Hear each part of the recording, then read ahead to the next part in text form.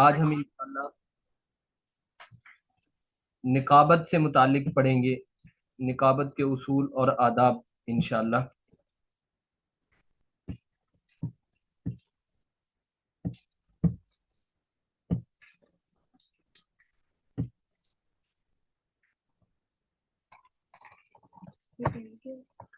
نقابت سے متعلق، نقابت یہ خطابت اور نقابت،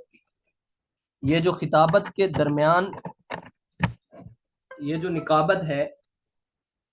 یہ ایک ایسی چیز ہے کہ نہ تو اس میں مکمل خطابت ہوتی ہے اور نہ ہی اس میں سادہ گفتگو ہوتی ہے۔ نقابت ایک تھوڑا سا مشکل عمل بھی ہوتا ہے لیکن آسان ترین بھی ہے۔ مشکل اس لیے ہے کہ عام طور پہ اگر کوئی خطیب ہے، اس کا ایک مخصوص وقت ہوتا ہے، جیسے ہی اس کا وقت ختم ہوا اس نے تقریر اپنی کی اور وہ چلا گیا۔ لیکن جو نقیب ہوتا ہے اس کا جو وقت ہوتا ہے وہ مخصوص نہیں، بلکہ اس کا جو وقت ہے وہ پروگرام شروع ہونے سے لے کر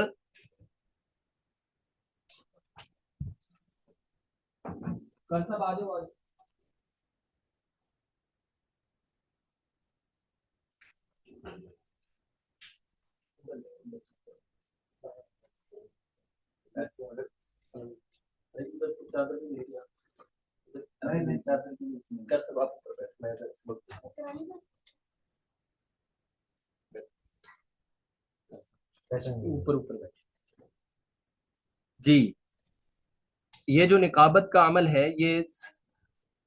شروع ہونے سے پہلے، پروگرام کے شروع ہونے سے پہلے ہی اس کی ذمہ داری شروع ہو جاتی ہے۔ اس کا مختصر طریقہ یہ ہوتا ہے کہ آپ اگر کہیں نقیب ہیں، نقابت آپ کے ذمہ ہے، اسٹیٹ سیکرٹری ہیں آپ، تو اس کے لیے سب سے پہلے آپ نے جتنے معزز مہمان آنے ہیں ان کے نام آپ نے معلوم کر لینے ہیں۔ جب نام معلوم ہو جائیں تو آپ ان سے پوچھیں گے کہ ان میں سے ہر ایک کی کیا کیا ذمہ داری ہے۔ جب ذمہ داری کا آپ کو پتہ چل جائے تو آپ نے اب ان کے لیے مناسب القاب لکھنے ہیں اور یہ دیکھنے ہیں کہ کس کے لیے کیا لقب دینا مناسب ہے۔ وہ القاب انشاءاللہ کل میں آپ کو بھیج دوں گا کہ کس طرح کے القاب ہونے چاہیے۔ یہ آپ نے پہلے لکھ لینا ہے اور پھر اس کے بعد آپ نے ان کے لیے اگر کوئی نعت خوان ہے یا اسی طرح کوئی خطیب ہے تو اس کے لیے آپ نے القاب لکھنے کے ساتھ ساتھ ان کے شیان شان یا ان کے موضوع سے متعلق آپ نے اشعار تلاش کر لینے ہیں۔ یعنی آپ تلاوت سے پہلے کس طرح کے اشعار آپ لے کر آئیں گے جس میں تلاوت کی اہمیت بھی ہو، قرآن پاک کی اہمیت بھی ہو، اس سے متعلق آپ اشعار لے کر آئیں گے اور یہ اشعار پہلے سے آپ نے لکھ کر لانے ہیں اور کوشش کرنی ہے کہ وہ جدید اشعار ہوں اور آپ یہ پہلے سے یاد کر کے آئیے گا۔ دوسری بات یہ ہے کہ پروگرام شروع جب آپ کریں گے تو آغاز آپ کا اس طریقے سے ہو کہ مختصر آپ خطبہ پڑھیں گے اور وہ خطبہ طرز کے ساتھ نہیں ہوگا، بالکل سادہ انداز میں آپ نے خطبہ پڑھنا ہوگا۔ سادہ انداز میں آپ نے خطبہ پڑھنا ہے اور اس کے بعد آپ نے سادہ بالکل انداز میں آپ نے خطبہ پڑھنا ہے اور اس کے بعد آپ نے ایک لمبی نظم پڑھنی ہے۔ نظم سے مراد یہ نہیں کہ آپ نے طرز لگانی ہے، بلکہ اس کا مطلب یہ ہے کہ آپ ذرا سادہ انداز میں تحت لفظ جس کو بولتے ہیں، تحت لفظ آپ نے وہ نظم پڑھنی ہے اور جب وہ نظم آپ پڑھ لیں تو اس کے بعد آپ نے جو شرکا آ چکے ہوں ان سب کا شکریہ ادا کرنا ہے اور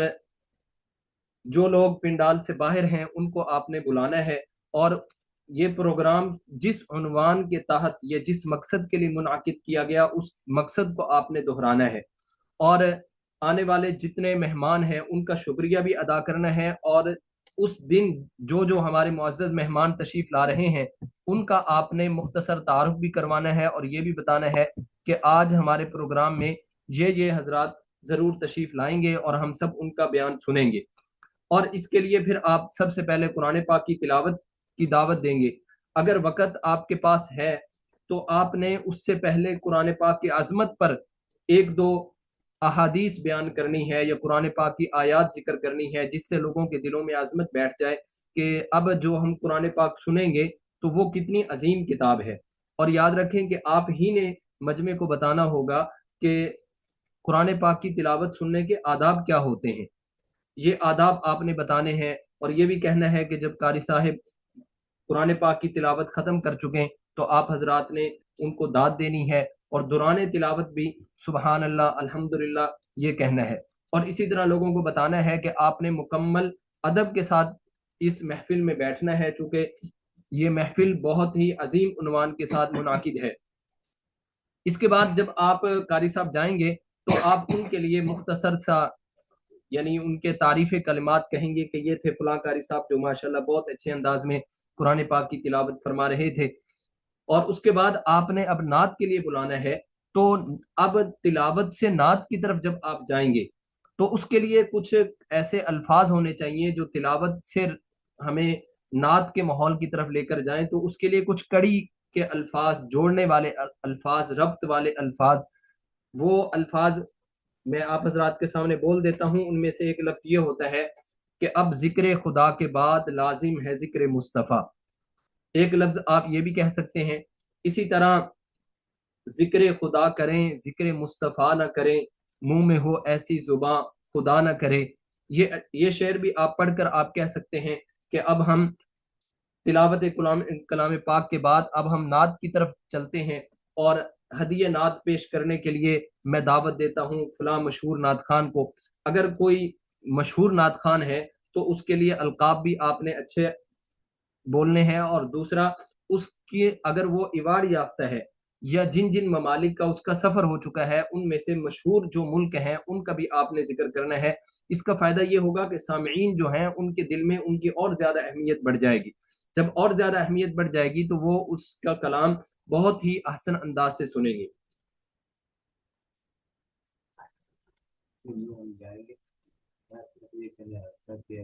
ये लैपटॉप पे पढ़ा सकते मोबाइल पे पढ़ा सकते मोबाइल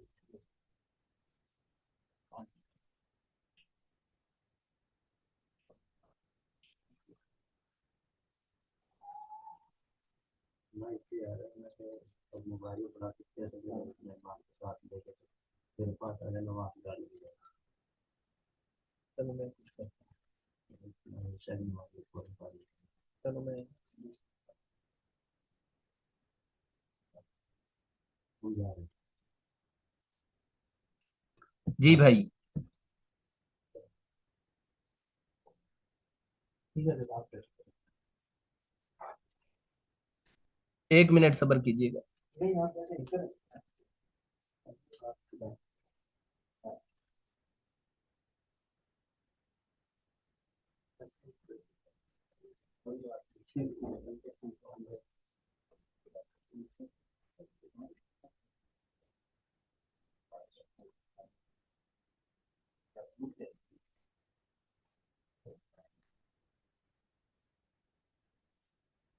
अली इधर आओ, दरवाजा बंद करो।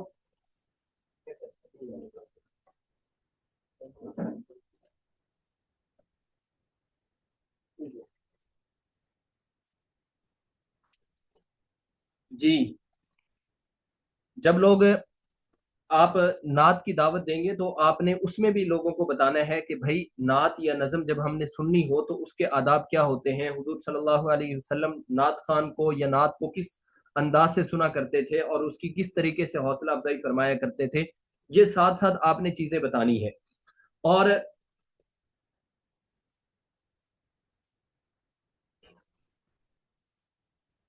जब भी आप कारी साहब को बुलाएंगे, चूंकि उसने हुजूर सल्लल्लाहु अलैहि वसल्लम की तारीफ में जुमले कहने हैं, तो उनकी तारीफ में यानी हुजूर सल्लल्लाहु अलैहि वसल्लम की तारीफ ही नात का नाम है ना। नात का मतलब हुजूर सल्लल्लाहु अलैहि वसल्लम की तारीफ। तो उससे पहले सीरत पर कुछ ना कुछ आप बयान करेंगे अगर वक़्त के दामन में गुंजाइश हो। लेकिन अगर वक़्त में गुंजाइश नहीं है तो फिर आप इस चीज का वो करेंगे कि फिर आपने कम से कम बोलना है। बाज़ औक़ात ऐसा होता है कि जो नकीब होता है वही सबसे ज्यादा वक़्त ले जाता है, यानी हर एक मेहमान के बाद उसने 10 मिनट जरूर लगाने होते हैं। इसकी वजह से بہت دفعہ جو پروگرام ہوتا ہے اس میں بدمزگی ہو جاتی ہے اور بہت زیادہ ماحول بگڑنے لگ جاتا ہے.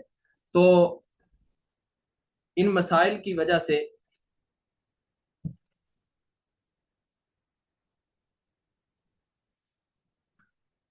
ہم نے یہ دیکھنا ہے کہ اگر وقت ہے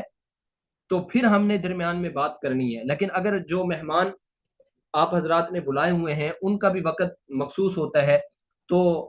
جیسا کہ میں آپ کو بتا رہا ہوں کہ شروع میں جس وقت آپ کے پاس نام آ جائیں گے اور ہر ایک کی ذمہ داریاں یعنی کام آ جائے گا، کس نے کیا کام کرنا ہے، یعنی نعت پڑھنی ہے، تلاوت کرنی ہے، تقریر کرنی ہے، تو اس کے ساتھ ساتھ آپ ان میں سے ہر ایک کا وقت بھی پوچھیے گا. یہ بات شروع میں بتانا بھول گیا، اب میں دوبارہ آپ کے سامنے رکھ رہا ہوں کہ آپ حضرات نے اس وقت جو پروگرام کروانے والے ہیں ان سے پوچھ لینا ہے کہ بھائی اس کا جو مہمان ہے اس کا کل کتنا وقت ہے، ہر ایک مہمان کو کتنا وقت دینا ہے، یہ آپ نے پہلے سے لکھ لینا ہے. اس کا فائدہ یہ ہوگا کہ آپ وقت کو پہلے سے مینج کر لیں گے. دیکھیں آج کل ہمارے پروگراموں میں ہم نے دیکھا ہے کہ جب ہمارا عوامی جلسہ ہوتا ہے تو اس میں کوئی سنجیدہ اور پڑھا لکھا طبقہ نہیں آتا، آتے ہیں تو بس گنے چنے لوگ، ورنہ ایک عام سادہ مزدور طبقہ ہمارے پروگراموں میں زیادہ ہوتا ہے. لیکن جو ایک ہوتا ہے نا ایلیٹ کلاس کے لوگ، پڑھے لکھے لوگ، وہ آئیں وہ بہت کم ہوتا ہے. اس کی وجہ اور بھی وجوہات ہو سکتی ہیں، لیکن میں جو سمجھتا ہوں ایک وجہ یہ ہوتی ہے کہ ہمارا جو پروگرام ہوتا ہے اس کی کوئی لمٹ نہیں ہوتی، یعنی کوئی مقررہ وقت نہیں ہوتا. جب مقررہ وقت نہیں ہوتا تو اس کی وجہ سے وہ سمجھتے ہیں کہ یار ہم جائیں گے بھی تو پتہ نہیں جس وقت ہم جائیں اس وقت وہ مولانا صاحب کا بیان ہوگا بھی یا نہیں، ہمیں جا کے کیا ہوگا، کیا فائدہ ملے گا. اور یہ بھی ہوتا ہے کہ یار انہوں نے تو اگر میں چلا گیا تو پھر وہ پہلے آنے نہیں دیں گے، یا میں اگر پہلے آ گیا تو اس سے وہ ناراض ہوں گے پروگرام والے، تو وہ کہیں گے آپ تو بیچ سے چھوڑ کر آ گئے، تو وہ کہتے ہیں چلو جا ہی نہیں. اس بات کا تھوڑا سا ہم نے خیال کرنا ہے کہ کوشش کریں اس دور میں آپ کا پروگرام جو بھی ہو وہ مختصر سے مختصر ہو، مختصر سے مختصر. پھر اس میں دیکھیے گا کہ پڑھا لکھا طبقہ جس کو آپ چاہتے ہیں کہ وہ دین کی طرف آئے اور وہ ہمارے ساتھ جڑے تو وہ ضرور آپ کے ساتھ جڑے گا. لیکن اس کے لیے شرط یہی ہے کہ آپ وقت مختصر ہو اور جو وقت دیا جائے اس میں آپ اپنے پروگرام کو کلوز کریں. آپ دیکھیں کہ جامعۃ الرشید کراچی میں جب بھی سالانہ پروگرام ہوتا ہے تو اس میں یہ بات ہوتی ہے کہ جو پروگرام کا وقت ہے اسی کے اندر ہی انہوں نے ختم کرنا ہوتا ہے، اور باقاعدہ اس کا انہوں نے ٹھیکہ دیا ہوتا ہے. جو مینجمنٹ کی کمپنیاں ہیں ان سے بات کی ہوتی ہے کہ ہمارا یہ جو پروگرام ہے اس کو اسی وقت ہی ختم ہونا چاہیے. وہ باقاعدہ اس پر پہلے سے طے کر چکے ہوتے ہیں. جب وہ پہلے سے طے کر چکے ہوتے ہیں تو اس میں بہت اس بات کا خیال رکھا جاتا ہے کہ جو پروگرام ہے وہ بر وقت ختم ہو. تو اس لیے ہم بھی کوشش کریں جو بھی پروگرام رکھیں تو چاہے مہمان آپ زیادہ بلوا لیں، آپ کے مہمان زیادہ ہوں، لیکن ان میں سے بیان ایک دو کا کروائیں. جیسے آپ نے فیصل آباد جو فیصل آباد جامعہ امدادیہ ہے یا دارالقرآن ہے ان کا آپ نے اگر پروگرام دیکھا ہو اس سال کا یا پچھلے سال کا جو سالانہ ان کا دستار بندی کا پروگرام ہوتا ہے ان میں یہ دیکھنے میں آتا ہے کہ وہ بلواتے تو سارے بزرگوں کو ہیں اور وہ سٹیج پر بھی آتے ہیں اور ان سب کی لوگ زیارت بھی کرتے ہیں، لیکن ان میں سے بیان سب کا نہیں کرواتے. ایک یا دو بزرگوں کا بیان اور اپنے طلباء کی کچھ کارکردگی اور پھر دستار بندی اور پروگرام ختم. آپ اندازہ لگائیں کہ اس سال غالباً دارالقرآن کا جو سالانہ پروگرام ہوا ہے، غالباً دارالقرآن یا امدادیہ، بہرحال ان دونوں مدرسوں میں سے ایک کا، وہ جمعے کے بعد شروع ہوا، میرے خیال کو 3 بجے شروع ہوا اور 6 بجے پروگرام کلوز. آپ اندازہ لگائیں کہ اتنا بڑا ادارہ اور اس میں اتنے زیادہ مہمان اور 800 کے قریب طلباء کی دستار بندی اور 3 گھنٹے کے اندر پروگرام ختم. تو یہ کیا ہے، اس کا یہ فائدہ ہوتا ہے کہ جو بھی طلباء اپنے مہمانوں کو یعنی وہ بھی اپنے علاقے کے جو معززین ہوتے ہیں ان کو بھی بلاتے ہیں، تو جب ان کو بتاتے ہیں کہ حضرت ہمارا پروگرام صرف 3 گھنٹے کا ہے تو اس کا فائدہ یہ ہوتا ہے کہ لوگ جڑتے ہیں. تو بہرحال جب بھی آپ نقیب بنے یا آپ کہیں بھی اپنا پروگرام کروائیں تو اس میں اس چیز کا تھوڑا سا خیال رکھیے گا کہ لوگوں کو ہم نے اس بات کی طرف لے کے آنا ہے کہ بھائی ہمارا جو پروگرام ہے وہ مختصر ہوگا، اس لیے لازمی آئیے گا. آج کل تو لوگوں کے پاس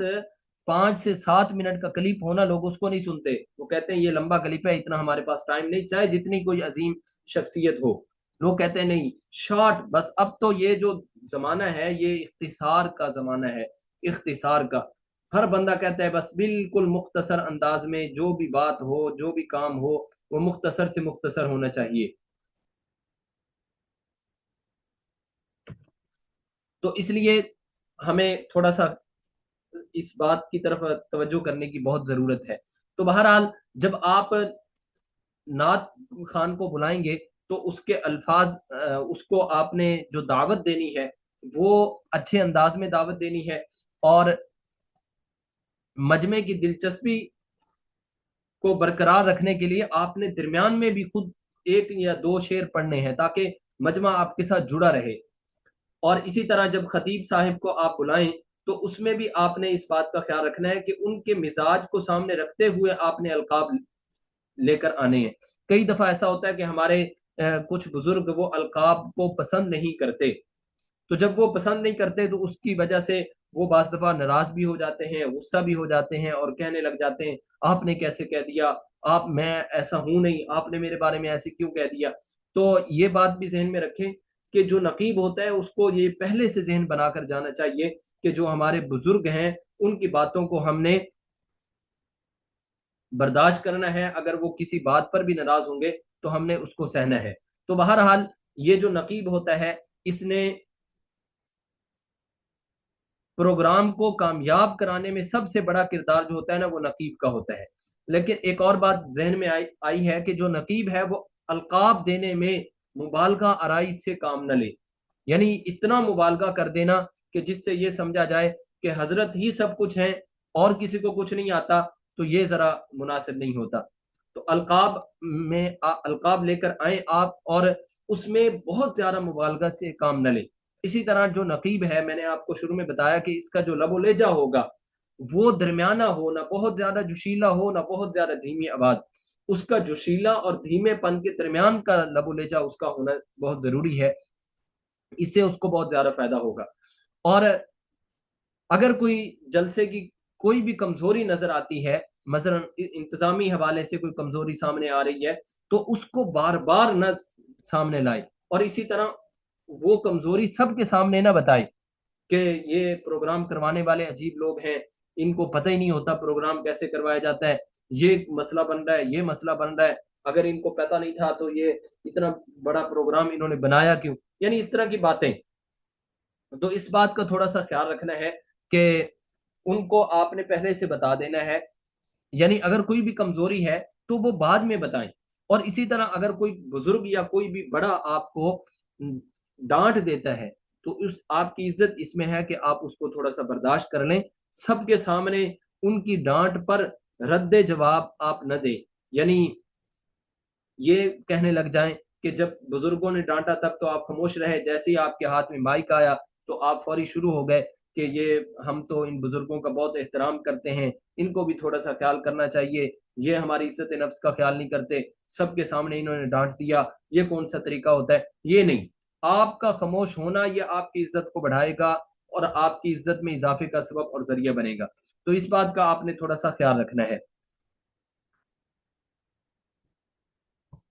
اب پروگرام کے آخر کے اندر جب آپ بالکل اختتام ہوگا تو آپ کو پہلے سے پتا ہونا چاہیے کہ بھائی اختتامی دعا کس نے کروانی ہے۔ ایسا نہ ہو کہ آپ اپنے سوچ پر کہ چونکہ جو آخری خطیب ہے دعا بھی وہی کروائیں گے، اور آپ آخر میں جب ان کا بیان ختم ہوا تو آپ نے سوچا کہ یہی چونکہ بڑے خطیب تھے تو آپ نے کہہ دیا کہ اب میں حضرت سے دعا کی درخواست کروں گا کہ وہ اختتامی دعا کروا دے، جبکہ جو جلسے کی انتظامیہ ہے ان کے ذہن میں یہ تھا کہ فلاں حضرت صاحب جو ہمارے اپنے ہیں یا فلاں جو آئے ہوئے ہیں جن سے ہم نے بیان تو نہیں کروایا لیکن ان سے دعا کروائیں گے، ان کا وہ نام لے دیں، تو یہ ایک بد نظمی سی ہو جاتی ہے۔ ابھی کچھ عرصہ پہلے میں ایک پروگرام میں گیا اور وہاں کے میں نقیب تھا، تو جو جلسے کی انتظامیہ تھے انہوں نے مجھے بتایا کہ اب پہلے دستار بندی ہوگی، پھر فلاں مولانا صاحب کا بیان ہوگا، اور میں نے اسی کے مطابق اعلان کیا، لیکن ایسا ہوا کہ وہ مولانا صاحب چونکہ وہ مین مہمان تھے، وہ کرسی پر بیٹھ چکے تھے، اور ان کے سامنے किसी ने माइक भी लगा दिया था। अब मैं बोल रहा हूँ कि अब फलां काम होगा और उसके बाद ये, लेकिन फिर वो मुझे भी अजीब सा लग रहा था कि अब इनके सामने वो माइक भी रख दिया गया। फिर वो इंतजामिया ने मुझे बताया कि नहीं, अब थोड़ी सी तरतीब बदल गई है, अब थोड़ी सी तरतीब बदल गई है। तो इस वजह से फिर वो एक अजीब सा लग रहा था कि उनके सामने एक दफा माइक रखा गया, फिर माइक हटाया गया, तो इसकी वजह से थोड़ी सी बदमजगी हो रही थी। तो ये पहले से आपको मालूम होना चाहिए। और इसी तरह जब प्रोग्राम खत्म हो जाए तो आपने लोगों को अगर वहां को खाने वगैरह का भी इंतजाम है तो जैसे ही दुआ हो आपने माइक हाथ में ले लेना है और आपने लोगों को बताना है कि सब हजरात तशरीफ रखें। बल्कि बेहतर यह है कि दुआ से पहले पहले आप लोगों से कहना कि अभी हमारी इख्तितामी दुआ होगी, सब हजरात दुआ में लाजमी शिरकत करें। ये अब आखिर वक्त है जिसमें हमने सब कुछ समेटना है और अल्लाह ताला से मांगना है, तो इसमें सब शिरकत करें। और दूसरा आपने ये बताना होगा कि भाई इसके बाद खाना है तो सब हजरात खाना खाकर जाइएगा, कोई भी बगैर खाने के न जाए। और जिस जगह खाने का इंतजाम है, बाज़ ऐसा होता है कि जगह यानी वहीं बिठाकर खाना खिलाया जाता है और बाज़ पैक करके डब्बों के अंदर दिया जाता है। तो जो भी तरतीब हो ये आपने पहले से मजमू को बतानी है। और अगर कोई ऐसी तरतीब नहीं है खाने वगैरह की तो दुआ के बाद आपने बता देना है। अगर वहां खवातीन का भी बंदोबस्त है और रास्ता मर्द और खवातीन का एक है तो आपने इसको भी थोड़ा सा मैनेज करना होगा कि लोगों को आप बताएंगे कि अभी जो खवातीन हैं उनको आप जाने दें और उसके बाद जो मर्द हजरात हैं वो फलां रास्ते की तरफ से जाएं। इसका ये फायदा होगा कि मर्द और औरतों में इख्तिलात नहीं होगा। वरना तो होता यह है कि जैसे ही रूहानी प्रोग्राम से निकले और सामने खवातीन, बाज तो ऐसी खवातीन भी होती हैं जो पर्दे का एहतमाम नहीं करती, तो बेपर्दा खवातीन पर उनकी नजर पड़ती है और बाज़ औक़ात उन्हीं के साथ से गुजरते हैं। तो इसका ये नुकसान होता है कि बदनजरी और खाम खा जो कुछ अभी नेकी की उसी को ज़ाया करने के लिए उसी वक़्त से हम शुरू हो जाते हैं। तो ये जो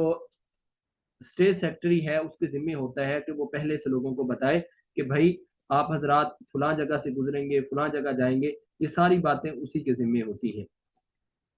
ये मुख्तसर गुजारिशात थी जो मैंने आपके सामने कर दी। बाकी अलकाबात किस तरह के देने चाहिए वो इंशाल्लाह आपको ग्रुप के अंदर कल भेज दिए जाएंगे इंशाल्लाह। अस्सलामु अलैकुम वरहमतुल्लाहि वबरकातुहू।